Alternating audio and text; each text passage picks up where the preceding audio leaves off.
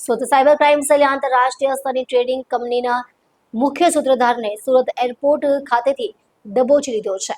Share trading અને currency ટ્રેડિંગના નામે કરોડો રૂપિયાની છેતરપિંડી કરનાર આ આરોપી લાંબા સમયથી દુબઈમાં બેસીને પોતાનું નેટવર્ક ચલાવતો હતો.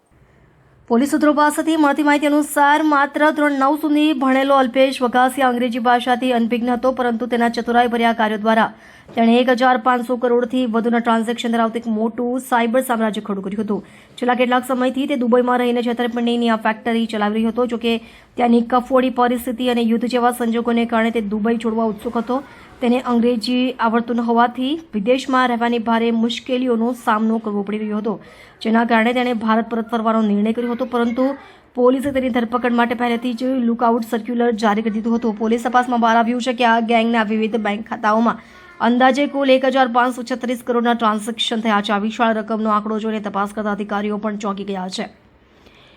હવે આ રકમનો સ્ત્રોત અને તેનો ઉપયોગ કોના દ્વારા અને કેવી રીતે થયો તે દિશામાં ઝીણવટભરી તપાસ શરૂ કરવામાં આવી છે. અત્યાર સુધીની તપાસમાં 35 જેટલા સાક્ષીઓ અને રોકાણકારો સામે આવ્યા છે, જેઓ આ ટોળકીના શિકાર બન્યા છે. આરોપીઓએ રોકાણકારો પાસેથી કુલ 4,26,00,000 રૂપિયા પડાવી લીધા હોવાનું સ્પષ્ટ થયું છે.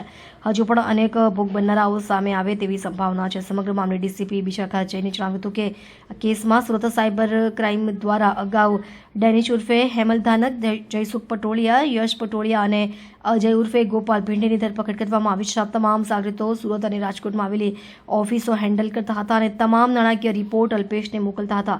આ ચારેય આરોપીઓની પૂછપરછ દરમિયાન જ અલ્પેશ વઘાસિયાનું દુબઈ કનેક્શન અને રોકાણના મની ટ્રેલની મહત્વપૂર્ણ વિગતો પોલીસને મળી હતી. હવે અલ્પેશની કસ્ટડી મેળવીને વધુ ઊંડાણપૂર્વકની તપાસ हाथ धरवामा आवश्यक। पिछले साल सूरत शहर साइबर सेल द्वारा एक उत्तरायण में आईवी ट्रेड की ऑफिस में रेड करने में आई थी, जिसमें तपास के दरमियान सामने आई कि एक्चुअली वो लोगों को हायर रिटर्न का लालच देकर उनसे इन्वेस्टमेंट करवाते थे और एक्चुअली वो पैसों को इन्वेस्ट करने की बजाय उनके साथ चीटिंग करके ये सभी पैसों को ये लोग दुबई भेज देते थे।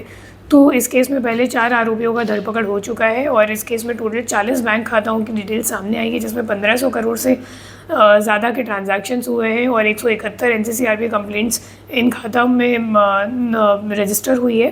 अब इसी केस में हमने एक 5वें आरोपी की धरपकड़ की है, जिसका नाम है अल्पेश वघासिया और जिसको सूरत इंटरनेशनल एयरपोर्ट से अरेस्ट करने में आया है। वो पिछले 1 साल से दुबई में था और जैसे ही LOC हमने इशू की थी तो सूरत एयरपोर्ट से हमें पता चला कि वो सूरत पहुंच गया है, तो उसको तुरंत ही टीम भेजकर अरेस्ट करने में आया है।